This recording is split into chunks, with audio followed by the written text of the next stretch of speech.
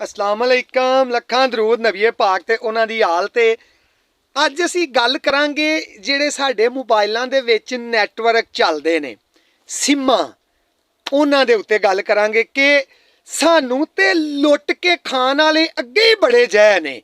ਅਗਰ ਸਾਨੂੰ ਲੁੱਟ ਕੇ ਖਾਣ ਵਾਲਾ ਨਹੀਂ ਨਾ ਇੱਕ 1122 ਵਾਲਾ ਮਹਿਕਮਾ ਵੇ ਅਜੇ ਤੱਕ ਕਿ ਜਿਹੜਾ ਇੰਜ ਨਹੀਂ ਕਰਦਾ ਸਾਡੇ ਨਾਲ।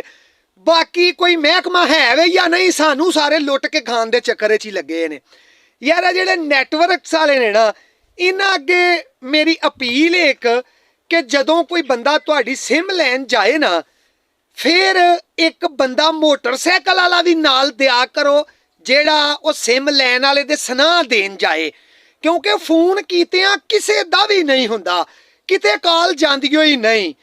ਇਹ ਜਿਹੜਾ ਨੈਟ ਚੱਲਦਾ ਇੰਟਰਨੈਟ ਇਹ ਵੀ ਆਪਣੀ ਮਰਜ਼ੀ ਦੇ ਨਾਲ ਹੀ ਚੱਲਦਾ। ਅਗਰ ਦਿਲ ਹੋਵੇ ਤੇ 1 ਮਿੰਟ ਦੀ ਵੀਡੀਓ ਜਾਂ WhatsApp ਦੇ ਉੱਤੇ 30 ਸੈਕਿੰਡ ਦਾ ਸਟੇਟਸ ਵੀ ਪੂਰਾ ਵਿਖਾ ਦੇਵੇ, ਨਹੀਂ ਤੇ ਜਿੱਥੇ ਮਰਜ਼ੀ ਘੁਮਿਆਰਾਂ ਦੇ ਖੋਤੇ ਵਾਂਗੂ ਅੜੀ ਕਰ ਜਾਂਦਾ। ਇਹ ਨੈਟਵਰਕ ਹੀ ਇੰਜਦੇ ਨੇ ਤੇ ਸਾਰੇ ਹੀ ਟੈਲੀਨਾਰ, ਯੂਫੋਨ, ਜੈਜ਼, ਜ਼ੋਂਗ ਬਕਵਾਸ ਤਰੀਨ ਨੈਟਵਰਕ ਨੇ। ਕੋਈ ਬੰਦਾ ਇਹਨਾਂ ਨੂੰ ਪੁੱਛਣ ਵਾਲਾ ਨਹੀਂ ਕਿ ਯਾਰ ਤੁਸੀਂ ਐਡੀ ਜ਼ਿਆਦਤੀ ਕਿਉਂ ਪਾ ਕਰਦੇ ਹੋ। ਇਹ ਹੁਣ ਜਿਹੜਾ ਮੇਰਾ ਪੈਕੇਜ ਚੱਲਦਾ ਨਾ, 3 ਦਿਨ ਪਹਿਲਾਂ ਮੈਂ ਇਹ ਪੈਕੇਜ ਲਾਇਆ।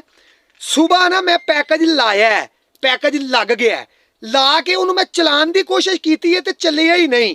ਸਾਰਾ ਦਿਨ ਹੀ ਨਹੀਂ ਚੱਲਿਆ ਹੈ, ਰਾਤ ਪੈਣ ਤੱਕ ਵੀ ਨਾ ਨੈਟ ਨਹੀਂ ਚੱਲਿਆ। ਬਾਅਦੋਂ ਮੈਨੂੰ ਪਤਾ ਲੱਗਾ ਕਿ ਯਾਰ ਅੱਜ ਨਾ ਨੈਟ ਬੰਦ ਰਹਿਣਾ ਸੀ। ਯਾਰ ਜਦੋਂ ਨੈਟ ਜੋ ਬੰਦ ਰਹਿਣਾ ਸੀ ਤੇ ਉਹਦਾ ਪੈਕੇਜ ਹੀ ਨਾ ਤੁਸੀਂ ਹੋਣ ਦਿਓ। ਤੁਸੀਂ ਸਾਡੇ ਕੋਲੋਂ ਕਿਹੜੇ ਪੈਸੇ ਕਾਹਦੇ ਲੈਂਦੇ ਹੋ ਪੈ? ਜਾਂ ਇੱਕ ਦਿਨ ਜਿਹੜਾ ਮੇਰਾ ਨੈਟ ਨਹੀਂ ਚੱਲਿਆ ਉਹ ਦਿਨ ਤੇ ਜ਼ਾਇਆ ਹੋ ਗਿਆ ਨਾ। ਕੋਈ ਮਿਹਰਬਾਨੀ ਕਰਿਆ ਕਰੋ। ਇੱਕ ਤੇ ਪਾਕਿਸਤਾਨ ਦੁਨੀਆ ਦਾ ਵਾਹਿਦ ਮੁਲਕ ਹੈ ਜਿੱਥੇ ਕਾਲ ਕੱਟ ਕੇ ਦੁਬਾਰਾ ਕਰੀਏ ਤੇ ਆਵਾਜ਼ ਸਹੀ ਆਉਂਦੀ ਏ। ਲੋਕ ਹੀ ਇਹ ਗੱਲ ਕਰਦੇ ਨੇ ਕਿ ਇੰਜ ਹੁੰਦਾ। ਮੈਂ ਆਨਾ ਵਾ ਕਿ ਕਾਲ ਕੱਟ ਕੇ ਕਰੀਏ ਤੇ ਆਵਾਜ਼ ਖੇ ਆਉਣੀ ਏ, ਜਵਾਬ ਹੀ ਵਸੂਲ ਨਹੀਂ ਹੁੰਦਾ।